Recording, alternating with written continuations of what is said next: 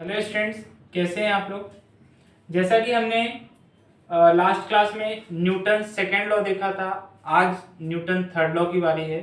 तो Newton third law यदि देखा जाए तो स्टेटमेंट छोटी है लेकिन कॉन्सेप्ट बहुत बड़ा है इसका, ठीक है ना। स्टेटमेंट तो हर कोई लर्न कर लेता है, लेकिन इसको कहाँ पर अप्लाई करना है और कहाँ कहाँ अप्लाई होता है ये शायद कुछ को मालूम रहता है, कुछ को मालूम नहीं होता है। तो इसको बिल्कुल ध्यान से आप देखें और समझिएगा तो आपको बिल्कुल समझ में आ जाएगा कि कहां पर अप्लाई होता है। न्यूटन थर्ड लॉ क्या बोलता है? न्यूटन थर्ड लॉ बोलता है कि every action is directly proportional to every reaction.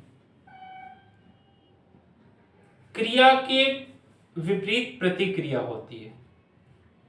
Action is directly proportional to equal and opposite reaction. क्रिया के विपरीत प्रतिक्रिया होती है। कैसे? इसको एग्जांपल के तौर पे समझाता हूं तो जल्दी चढ़ जाएगा दिमाग में।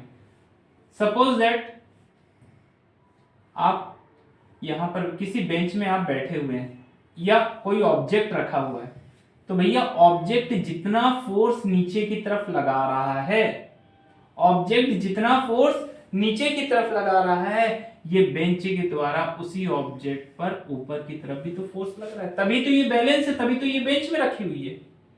यदि मैं ये खड़ा हुआ हूं धरती में, यदि मैं जितना फोर्स धरती पर लगा रहा हूं उतना ही फोर्स धरती भी ऊपर की तरफ लगा रही, तभी तो मैं खड़ा हूं।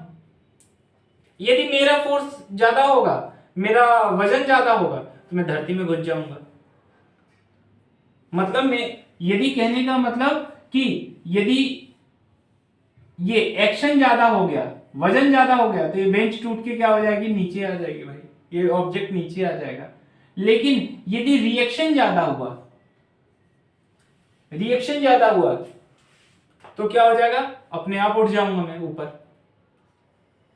तो बैलेंस कंडीशन होने के लिए, बैलेंस कंडीशन होने के लिए ध्यान रख लीजिएगा कि action is directly proportional to reaction.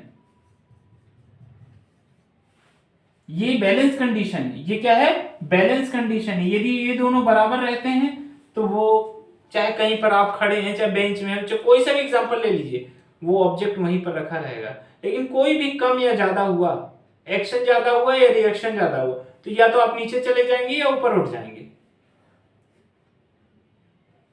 तो बैलेंस कंडीशन के लिए हमेशा इस चीज को ध्यान रखें।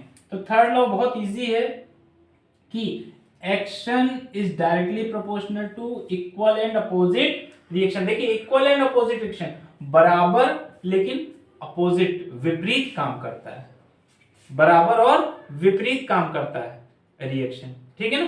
तभी हम यहां पर खड़े हैं या हम चल पा रहे हैं या बेंच में बैठते हैं, कोई भी चीज, उनमें से कोई भी एक चीज ज्यादा होती है। देख लीजिए, यदि एक्शन ज्यादा होता है, किसी बेंच में बहुत धुआंधार अच्छा जबरदस्त आदमी बैठ जाए, फिर देखो बेंच पता चले टूट गई, मतलब एक्शन बहुत ज्यादा हो गया, रिएक्शन कम हो गया, है ना।